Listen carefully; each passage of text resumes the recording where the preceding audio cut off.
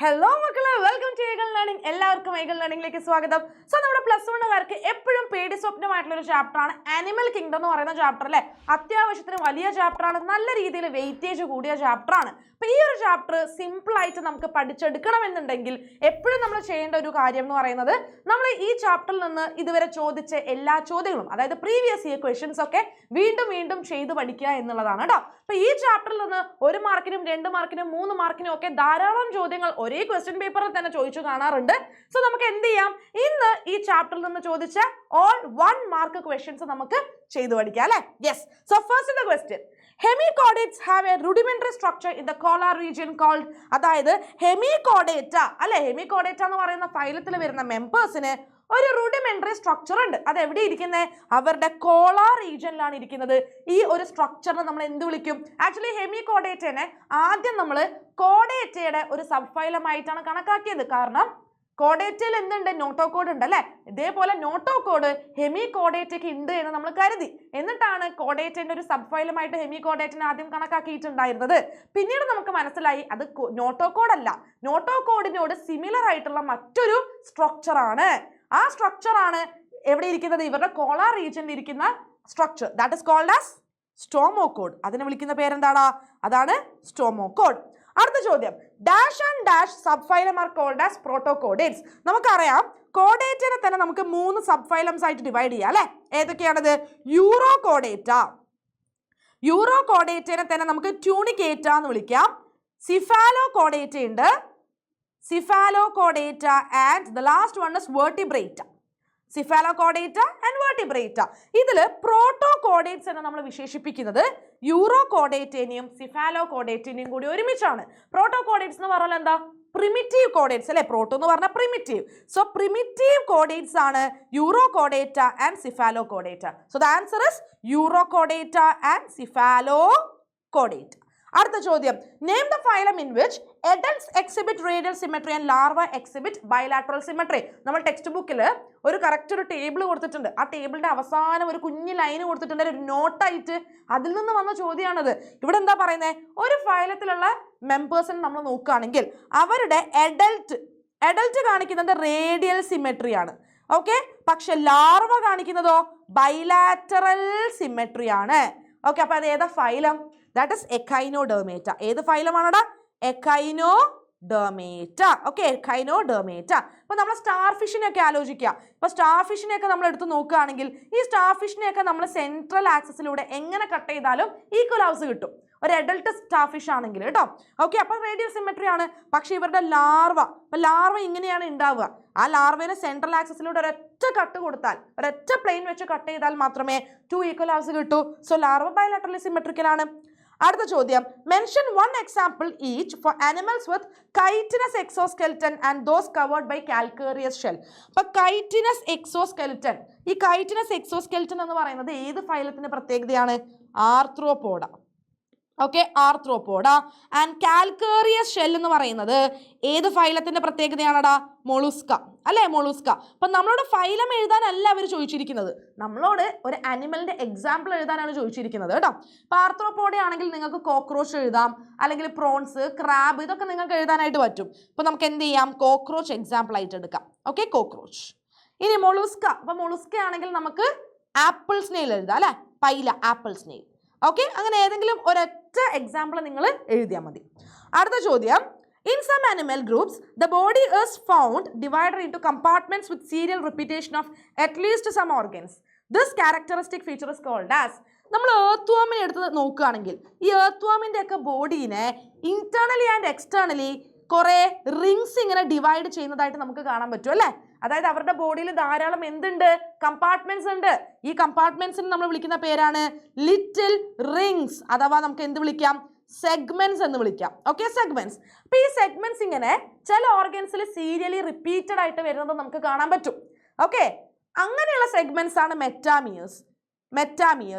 Okay, and that segmentation is called as metameric segmentation അല്ലെങ്കിൽ metamerism. അപ്പൊ അനലിഡയിൽ നമ്മുടെ ഏർത്ത്വാം പോലെയുള്ള ജീവികളിലാണ് ഈ ഒരു മെറ്റാമെറിസം കാണിക്കുന്നത് കേട്ടോ. ഓക്കെ, അല്ലെങ്കിൽ മെറ്റാമെറിക് segmentation. Body cavity is the cavity present between body wall and gut wall. In some animals, the body cavity is not lined by mesoderm but present as scattered pouches. അപ്പം നമുക്കറിയാം നമ്മുടെ body വാളിൻ്റെയും gut വാളിൻ്റെയും in between ആയിട്ട് കാണുന്ന cavity അതാണ് body cavity അല്ലേ, body cavity. അല്ലെങ്കിൽ നമുക്കതിനെ എന്ത് വിളിക്കാം? സീലോം എന്ന് വിളിക്കാം. ഓക്കെ, സീലോം എന്ന് വിളിക്കാം. സോ ഇവിടെ പറയുന്നത് ബോഡി ക്യാവിറ്റി ഉണ്ട്. ഓക്കെ, പക്ഷേ ഈ ബോഡി ക്യാവിറ്റീനെ ലൈൻ ചെയ്തിട്ട് നമുക്ക് മീസോഡം കാണാൻ പറ്റുന്നില്ല. ആ മീസോഡം ഇരിക്കുന്നത് എങ്ങനെയാ? മീസോഡം ഇങ്ങനെ സ്കാറ്റേർഡ് പൗച്ചസ് ആയിട്ടാണ് ഇരിക്കുന്നത് അല്ലേ. മീസോഡം എങ്ങനെ ഇരിക്കുന്നത്? എക്ടോഡമിന്റെയും എൻടോഡമിന്റെയും ഇൻ ബിറ്റ്വീൻ ആയിട്ട് സ്കാറ്റേർഡ് പൗച്ചസ് ആയിട്ടാണ് ഇരിക്കുന്നത്. ഓക്കെ, സോ അത് ഏത് ഫൈലമാണ് ഈ ഒരു ഫീച്ചർ കാണിക്കുന്നത്? അപ്പൊ നമുക്ക് ഈ ഒരു സീലോമിന് എന്ത് വിളിക്കാം? False coelom. ഓക്കെ, ഈ സീലോമിന് എന്ത് വിളിക്കാം? False coelom. ട്രൂ സീലോം അല്ലടാ, ഇത് ഫോൾസ് സീലോമാണ്. ഫോൾസ് എന്ന് പറഞ്ഞാൽ pseudo. So pseudo coelomates, pseudocoelomate ആയിട്ട് ഒരൊറ്റ ഫൈലമേ നമുക്ക് പഠിക്കാനുള്ളൂ. That is aschelminthes. Aschelminthes round worms അല്ലേ, അവരാണ് pseudocoelomates. Water vascular system is the characteristic of which group of the following? Water vascular system. അപ്പോൾ പല കുട്ടികൾ പോരിഫറ എന്ന് എഴുതി വെക്കും, തെറ്റാണ്. എക്കൈനോഡെർമേറ്റിയാണ് ആൻസർ. പോരിഫറയ്ക്ക് വാട്ടർ കനാൽ അല്ലെങ്കിൽ വാട്ടർ ട്രാൻസ്പോർട്ട് സിസ്റ്റം ആണുള്ളത്. വാട്ടർ കനാൽ സിസ്റ്റം അല്ലെങ്കിൽ എന്താണ്? Water transport system. Unlike bony fishes, cartilage fishes swim constantly to avoid sinking due to. ഇപ്പോൾ bony fishes എന്ന് പറഞ്ഞാൽ ഓസ്റ്റിക് തൈസ്. ഓസ്റ്റിക് തൈസ് ആണ്. കാർട്ടിലേജ് ഫിഷസ് എന്ന് പറയുന്നത് കോൺട്രിക് തൈസ് ആണ് അല്ലേ. സി എന്ന് ആലോചിച്ചാൽ മതി. കോൺട്രിക് തൈസ് ആണ്. അപ്പോൾ ഇവിടെ പറയുന്നത് ഇപ്പോൾ ബോണി ഫിഷസിന് ഒരു സാധനം ഉള്ളത് കൊണ്ട് അവർക്ക് എത്ര ഡെപ്തിൽ വേണമെങ്കിലും പോകാൻ പറ്റും. അവർക്ക് കണ്ടിന്യൂസ് ആയിട്ട് സ്വിം ചെയ്യേണ്ട ആവശ്യമില്ല. ഓക്കെ, കാരണം അവർ മുങ്ങിപ്പോവില്ല. പക്ഷെ കാർട്ടിലേജ് ഫിഷസ് അങ്ങനെയല്ല, കോൺട്രിക് തൈസ് അങ്ങനെയല്ല. അവർ കണ്ടിന്യൂസ് ആയിട്ട് സ്വിം ചെയ്യണം. കാരണം അവർക്ക് എയർ ബ്ലാഡർ ആബ്സെന്റ് ആണ്. ഇല്ലെങ്കിൽ അവർ സിങ്ക് ചെയ്തു പോകും അല്ലെ, അവരെന്തായി പോകും? അവർ മുങ്ങിപ്പോവും. Okay, so absence of air bladder. Air bladder ഉള്ളത് ബോണി ഫിഷസിനാണ്, അതായത് ഓസ്റ്റിക് തൈസിനാണ്. അടുത്ത ചോദ്യം, identify the word pair applicable to phylum Ctenophora.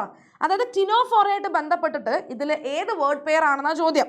അപ്പോൾ നമുക്കറിയാം നെഫ്രീഡിയ പാരപ്പോഡിയ എന്ന് പറയുന്നത് അനലിഡയിൽ കാണുന്നതാണ് അല്ലേ. ഇപ്പൊ പാരപ്പോഡിയ എന്ന് പറയുന്നത് നമ്മുടെ അനലിഡയിൽ തന്നെ നീറിസ് ഉണ്ടാവില്ലടാ. നീറിസിന്റെ അപ്പൻഡേജസ് ആണ് സ്വിമ്മിങ്ങിന് ഹെൽപ്പ് ചെയ്യുന്ന അവരുടെ ലാറ്ററൽ അപ്പൻഡേജസിനെയാണ് പാരപ്പോഡിയ എന്ന് വിളിക്കുക. നെഫ്രീഡിയ എന്ന് പറഞ്ഞ അനലിഡയുടെ എക്സ്ക്രീറ്ററി ഓർഗൻ ആണ്. ഇപ്പൊ പോളിപ്പും മെറ്റാജനസിസും. അപ്പൊ തന്നെ നമുക്ക് മനസ്സിലായി നിഡേരിയ. നിഡേരിയയുടെ ഫീച്ചറാണ് radula visceral hump. That is for mollusca അല്ലേ, അത് മൊളുസ്കയാണ്. The right answer is comb plates and bioluminescence. Comb പ്ലേറ്റ്സും ബയോലൂമിനസെൻസും അത് ടിനോഫോറയുടെ പ്രത്യേകതയാണ്. ഓക്കെ, ബയോലൂമിനസെൻസ് എന്ന് പറഞ്ഞാൽ നിങ്ങൾക്ക് അറിയാലോ, ലൈറ്റിന് എമിറ്റ് ചെയ്യാനുള്ള ഒരു പ്രോപ്പർട്ടി, അതാണ് ബയോലൂമിനസെൻസ്. ഓക്കെ, അതേപോലെ ടിനോഫോറയുടെ ബോഡിയുടെ പുറത്ത് നോക്കുകയാണെങ്കിൽ നമുക്ക് 8 rows ഓഫ് കോംബ് പ്ലേറ്റ്സ് നമുക്ക് കാണാനായിട്ട് പറ്റും. ഓക്കെ, അത് സീലിയേറ്റഡ് ആയിട്ടുള്ള കോംബ് പ്ലേറ്റ്സ് ആയിരിക്കും. അടുത്ത ചോദ്യം, identify and oviparous mammals from the following examples. ഇതിൽ ഏതാണ് ഒവിപാരസ്? അപ്പൊ ടെറോപ്പസ് എന്ന് പറഞ്ഞാൽ ബാറ്റ് അഥവാ ഫ്ലൈയിങ് ഫോക്സ് ആണ്. ഓക്കെ, ഫ്ലൈയിങ് ഫോക്സ് ആണ്. ബെലനോപ്റ്ററ എന്ന് പറഞ്ഞാൽ നമ്മുടെ ബ്ലൂ വെയിൽ ഉണ്ടാവില്ലേ, ബ്ലൂ വെയിലാണ്. എക്വസ് എന്ന് പറയുന്നത് നമ്മുടെ ഹോഴ്സ് ആണ്. ഓർണിത്തോറിങ്കസ് എന്ന് പറയുന്നത് പ്ലാറ്റിപ്പസ് ആണ്. അപ്പം ഇതെല്ലാം മാമൽസാണ്. ഓക്കെ, ഇതെല്ലാം എന്താ? മാമൽസ് ആണ്. അപ്പം മാമൽസ് പൊതുവേ എന്താണ്? വിവിപാരസ്, പ്രസവിക്കുന്ന ആൾക്കാർ. They give birth to young ones. പക്ഷെ ഇവിടെ ഒവിപാരസ് ആയിട്ടുള്ള ഒരു മാമലിനെ കുറിച്ചാണ് ചോദ്യം. ദാറ്റ് ഇസ് ഓർണിത്തോറിങ്കസ് അല്ലെങ്കിൽ platypus. Very important question. Dash group of caudate possess sucking and circular mouth without jaws. അതായത് അവർക്ക് ജോ ഉണ്ടാവില്ല അല്ലെ, നമ്മളെപ്പോലെ അപ്പർ ലോവർ ജോ അല്ല, അത് അവർക്ക് ഉണ്ടാവില്ല. അവരുടെ മൗത്ത് ഇതാ ഇങ്ങനെ സർക്കുലർ മൗത്ത് ആയിരിക്കും. ആൻഡ് ഓൾസോ സക്കിങ്ങിന് വേണ്ടിയിട്ട് അവരുടെ മൗത്തിന് ചുറ്റും നമുക്ക് എന്ത് കാണാൻ പറ്റും? ഇങ്ങനെ സക്കേഴ്സ് കാണാനായിട്ട് പറ്റും. അത് കോർഡേറ്റയിൽ വരുന്ന ആൾക്കാരാണ്. ഇവരെ നമ്മൾ വിളിക്കുന്ന പേരെന്താടാ? That is സൈക്ലോസ്റ്റൊമേറ്റ. എന്താണ്? സൈക്ലോസ്റ്റൊമേറ്റയാണ് കേട്ടോ. ഓക്കെ, ലാർജ് ഫിഷസിന്റെ മേലെ എക്ടോ പാരസൈറ്റ്സ് ആയിട്ട് ജീവിക്കുന്ന ആൾക്കാരാണ് സൈക്ലോസ്റ്റൊമേറ്റ. ഓക്കെ, സീലോമീറ്റ് ആർത്രോപോഡ സീലോമീറ്റ്സ് ആണ്. അപ്പൊ സ്യൂഡോ സീലോമീറ്റ്സോ നമ്മൾ ഓൾറെഡി ഡിസ്കസ് ചെയ്തില്ലേ, ആഷെൽമിന്തസ് അഥവാ റൗണ്ട് വേംസ്. ഓക്കെ, ആഷെൽമിന്തസ് അഥവാ റൗണ്ട് വേംസ്. ആർത്രോപോഡ്സ്, ആർത്രോപോഡിന്റെ എക്സ്ക്രീറ്ററി ഓർഗൻ അല്ലെങ്കിൽ osmo regulatory organ Malpighian tubule ആണ്. അപ്പൊ അനലിഡേഡിയോ അത് നെഫ്രീഡിയ ആണ് കേട്ടോ, നെഫ്രീഡിയ. ഓക്കെ, ഓസ്റ്റിക് തൈസ്, ഓസ്റ്റിക് തൈസിന്റെ സ്കിന്നിന്റെ മേലെ കവർ ചെയ്തിട്ട് നമുക്ക് സൈക്ലോയിഡ് സ്കെയിൽസാ കാണാൻ പറ്റുക. ഓക്കെ, അല്ലെങ്കിൽ ടിനോയിഡ് സ്കെയിൽസ്. കോൺട്രിക് തൈസ് ആണെങ്കിൽ അത് പ്ലാക്കോയിഡ് സ്കെയിൽസ് ആയിരിക്കും. എന്ത് സ്കെയിൽസ് ആയിരിക്കും? പ്ലാക്കോയിഡ് സ്കെയിൽസ് കേട്ടോ. The diagram of an animal is given identified symmetry. അപ്പോൾ ഇതിന്റെ സിമെട്രി എന്താ നോക്കിക്കേ, ഇത് ക്രാബാണ്. അപ്പോൾ ഈ ക്രാബിന്റെ സെൻട്രൽ ആക്സിസിലൂടെ ഞാനൊരു സിംഗിൾ പ്ലെയിൻ വെച്ച് കട്ട് ചെയ്തു. അപ്പോൾ എനിക്ക് 2 ഈക്വൽ ഹാഫ് കിട്ടി, അല്ലെ? റൈറ്റ് ഹാഫും കിട്ടി, ലെഫ്റ്റ് ഹാഫും കിട്ടി. ഓക്കെ, അപ്പോൾ 2 ഈക്വൽ ഹാഫ്സ് അല്ലേ കിട്ടിയത്? ബൈ 2 അല്ലെ? Bilateral symmetry. എന്ത് സിമെട്രിയാണ്? Bilateral symmetry. Find the odd one and write the reason for selection. നമുക്ക് പൈല, സൈക്കോൺ, യൂസ്പോഞ്ചിയ, സ്പോഞ്ചില ഇത്രയും തന്നിട്ടുണ്ട്. ഓഡ് വൺ ഏതാ? പൈല. കാരണം പൈല എന്ന് പറയുന്നത് മൊളുസ്ക എന്ന് പറയുന്ന ഫൈലത്തിൽ വരുന്നതാ. പക്ഷെ സൈക്കോൺ, യൂസ്പോഞ്ചിയ, സ്പോഞ്ചിലയൊക്കെ പോരിഫെറ എന്ന് പറയുന്ന ഫൈലത്തിൽ വരുന്ന എക്സാമ്പിൾസ് ആണ്. ഓക്കെ, പൈല എന്ന് പറഞ്ഞ ആപ്പിൾ സ്നെയിലാണ്. Note the relationship in the first pair and then complete the second pair. അപ്പോൾ പോരിഫെറ അസിമെട്രിക്കൽ ആണ്. കാരണം പോരിഫെറ നമ്മൾ എങ്ങനെ സെൻട്രൽ ആക്സിസിലൂടെ കട്ട് ചെയ്താലും നമുക്ക് ഈക്വൽ ഹാഫ്സ് കിട്ടില്ല. നിഡേരിയയോ? Cnidarians radially symmetrical. ഓക്കെ, എന്താണ് റേഡിയലി സിമെട്രിക്കൽ? കാരണം സെൻട്രൽ ആക്സിസിലൂടെ ഏത് പ്ലെയിൻ വെച്ച് കട്ട് ചെയ്താലും ഈക്വൽ ഹാഫ്സ് കിട്ടും. Which class is characterized by the presence of pneumatic bone? Pneumatic bone എന്ന് പറഞ്ഞാൽ എന്താ? എയർ ഫിൽഡ് ഹോളോ ബോൺസ് അല്ലെ? അതായത് എയർ വെച്ച് നിറഞ്ഞിരിക്കുന്ന ഹോളോ ബോൺസിനാണ് ന്യൂമാറ്റിക് ബോൺസ് എന്ന് വിളിക്കുക. അങ്ങനത്തെ ബോൺസ് ബേർഡ്സിനാണുള്ളത് അല്ലെ? എയ്വ്സ് എന്ന് പറഞ്ഞാൽ ബേർഡ്സ് ആണ് കോഡേറ്റയിൽ വരുന്ന ഒരു ക്ലാസ്. ഓക്കെ, അതാണ് എയ്വ്സ്, ബേർഡ്സ്. അപ്പോൾ ഇവർക്ക് പറക്കണമെങ്കിൽ ബോഡി വെയിറ്റ് കുറയ്ക്കണം, അതുകൊണ്ടാണ് അവർക്ക് ന്യൂമാറ്റിക് ബോൺസ് ഉള്ളത്. Next question, arthropods is the largest phylum in animal kingdom. Right any 2 vectors in this phylum. അപ്പോൾ ആർത്രോപോഡയിൽ തന്നെ നിങ്ങളോട് എക്സാമ്പിൾസ് ചോദിക്കുമ്പം വെക്ടേഴ്സ് ചോദിക്കാം, എക്കണോമിക്കലി ഇമ്പോർട്ടൻറ്റ് ആയിട്ടുള്ള ആൾക്കാരെ ചോദിക്കാം. ഇവിടെ ചോദിച്ചിരിക്കുന്നത് വെക്ടേഴ്സാണ്. അപ്പോൾ വെക്ടേഴ്സ് അധികം എന്തായിരിക്കും? മോസ്കിറ്റോസ് ആയിരിക്കും അല്ലേ? ഏതൊക്കെ മോസ്കിറ്റോസ്? അനോഫിലസ് മോസ്കിറ്റോ, എനോഫിലസ് മോസ്കിറ്റോ, അതേപോലെ ഈഡിസ്, പിന്നെ ക്യുലെക്സ്. ഈ 3 എണ്ണമാണ് നമുക്ക് പഠിക്കാനുള്ളത്. Arthropod is the largest phylum in animal kingdom. Write any 2 examples for economically important insects. Economically important insects നമുക്ക് എന്താ പറയുക, ഉപകാരികളായിട്ടുള്ള ആൾക്കാർ അല്ലേ? എപ്പിസ്, എപ്പിസ് എന്ന് പറയുന്നത് ഹണീബി ആണ്. ഓക്കെ, ലാക്സിഫർ, ലാക്ക് ഇൻസെക്ട്, പിന്നെ bombyx, bombyx. Okay, that is silk worm. Yes, അടുത്ത ചോദ്യം. Note the relationship between 2 words and find a suitable word for the 4th place. Seal and write are radially symmetrical ആണ്. Platyhelminthuso bilaterally symmetrical. Okay, bilaterally symmetrical ആണ് Platyhelminthes. Name the undifferentiated layer present in between the ectoderm and endoderm in diploblastic animals. അപ്പോൾ diploblastic animalsന് 2 germ layers ഉണ്ടാവുള്ളൂ, 2 embryonic layers ഉണ്ടാവുള്ളൂ. outermost ectodermum, innermost endodermum. മിഡിലുള്ള mesoderm അവർക്കില്ല, അതിന് പകരം അവർക്കൊരു undifferentiated layer ആണുള്ളത്, അധികം ഡെവലപ്ഡ് അല്ലാത്തൊരു ലെയർ ആണുള്ളത് അല്ലേ? അതാണ് മീസോഗ്ലിയ. അത് നമ്മൾ എന്ത് വിളിക്കും? Mesoglea. Which of the flowing animal exhibit metagenesis? Metagenesis കാണിക്കുന്നത് ആരാണ്? മെറ്റാജെനസിസ് എന്ന് പറഞ്ഞാൽ എന്താടാ? ഈ ജനറേഷൻ ഇങ്ങനെ മാറി മാറി വരിക, alternation of generation, alternation of generation. അതിനെയാണ് നമ്മൾ എന്തെന്ന് വിളിക്കുന്നത്? മെറ്റാജെനസിസ് എന്ന് വിളിക്കുന്നത്. ഇത് നിഡേരിയയുടെ ഒരു പ്രോപ്പർട്ടിയാണ് അല്ലെ? നിഡേരിയക്കാരാണ് മെറ്റാജെനസിസ് കാണിക്കുക. അതിൻ്റെ ഒരു എക്സാമ്പിൾ എന്ന് പറയുന്നത് ഒബീലിയ ആണ്. ഓക്കെ, Obelia. The body of sponges is supported by a skeleton made up of, അതായത് നമ്മൾ സ്പോഞ്ചസിനെ സപ്പോർട്ട് ചെയ്യുന്ന ഒരു എക്സോ സ്കെലിട്ടൺ ഉണ്ട്. ഓക്കെ, അതാണ് അവർക്ക് സപ്പോർട്ട് കൊടുക്കുന്നത്, സ്ട്രെങ്ത് കൊടുക്കുന്നത്. അവരെ നമ്മൾ എന്താ വിളിക്കുക? Spongin fibres or spicules. Spongin fibres അല്ലെങ്കിൽ നമുക്ക് എന്ത് വിളിക്കാം? Spicules. A limbless amphibians, limbless amphibian. പൊതുവേ നമ്മൾ പറയും ആംഫീബിയൻസിൽ ലിംബ്സ് ഉണ്ട് എന്നല്ലേ?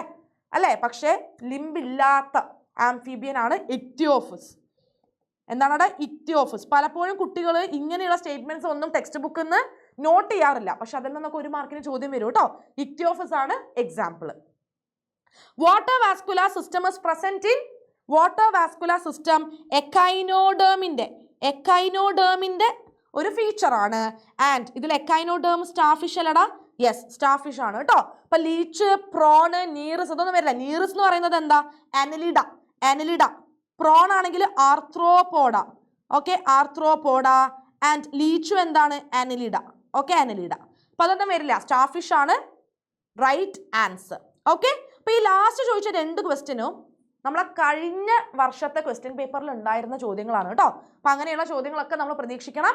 ആൻഡ് ആനിമൽ കിങ്ഡം എന്ന് പറയുന്ന ചാപ്റ്റർ വളരെ ഇമ്പോർട്ടൻ്റ് ആണ്, വെയിറ്റേജ് കൂടിയ ചാപ്റ്റർ ആണ്, മാക്സിമം ക്വസ്റ്റ്യൻസ് ചോദിക്കുന്ന ചാപ്റ്റർ ആയിരിക്കും. അപ്പോൾ നിങ്ങൾ എന്ത് ചെയ്യുക? ടെക്സ്റ്റ് ബുക്ക് നന്നായിട്ട് വായിക്കുക, ടെക്സ്റ്റ് ബുക്ക് പഠിക്കുമ്പോൾ തന്നെ ഹൈലൈറ്റ് ചെയ്യുക, ഷോർട്ട് നോട്ട്സ് എഴുതി വെക്കുക, എക്സാമ്പിൾസ് ഇമ്പോർട്ടൻ്റ് ആണ്. ഓരോ ഫൈലത്തിൻ്റെയും ഇമ്പോർട്ടൻ്റ് ആയിട്ടുള്ള ഒരു ഫണ്ടമെന്റൽ ക്യാരക്ടർ ഫീച്ചർ ഉണ്ടാവും അല്ലേ, അത് വെച്ച് വേണം നിങ്ങൾ പഠിക്കാനായിട്ട്. അപ്പോൾ ഈ ഒരു ചാപ്റ്റർ സിമ്പിൾ ആയിട്ട് നിങ്ങളെ പഠിപ്പിച്ചു തരാനായിട്ട് ഉടൻ തന്നെ നമ്മുടെ ഏഗൻ +1 ചാനലിൽ ഞാൻ വരുന്നതായിരിക്കും. ഓക്കെ, അപ്പോൾ നിങ്ങൾ എല്ലാവരും എന്താ ചെയ്യേണ്ടത്, ഏഗൻ +1 ചാനൽ സബ്സ്ക്രൈബ് ചെയ്ത് വെക്കുക. ആൻഡ് ഈ ഒരു വീഡിയോ നിങ്ങൾക്ക് എന്തായാലും ഉപകാരപ്പെടുന്ന അറിയാം, കാരണം എക്സാമിന് എന്തായാലും ഈ ചാപ്റ്ററിന് ചോദ്യങ്ങൾ വരുമല്ലോ. അപ്പോൾ നിങ്ങളുടെ ഫ്രണ്ട്സിനൊക്കെ ഈ വീഡിയോ ഷെയർ ചെയ്ത് കൊടുക്കുക, അവരോടും പഠിക്കാൻ പറയുക. ഓക്കെ, എന്നിട്ട് ലൈക്ക് ചെയ്യുക, സബ്സ്ക്രൈബ് ചെയ്യാൻ മറക്കരുത്. ആൻഡ് ഓൾസോ നോട്ടിഫിക്കേഷൻ ബാർ നിങ്ങൾ ഓൺ ആക്കി വെക്കുക, എന്നാലേ ലൈവ് അപ്ഡേറ്റ്സ് ഒക്കെ നിങ്ങൾക്ക് കിട്ടുള്ളൂ. അപ്പോൾ എല്ലാവരും ലൈവിന് വരിക, നിങ്ങളുടെ ഫ്രണ്ട്സിനെയും കൂട്ടി വരിക. അവിടെ നമുക്ക് ആനിമൽ കിങ്ഡം എന്ന് പറയുന്ന ചാപ്റ്റർ അടിപൊളിയായിട്ട് പഠിക്കാം. അപ്പോൾ ഇതുപോലെയുള്ള വീഡിയോസുമായിട്ട് ഉടൻ തന്നെ ഞാൻ വരുന്നതായിരിക്കും. Till then bye.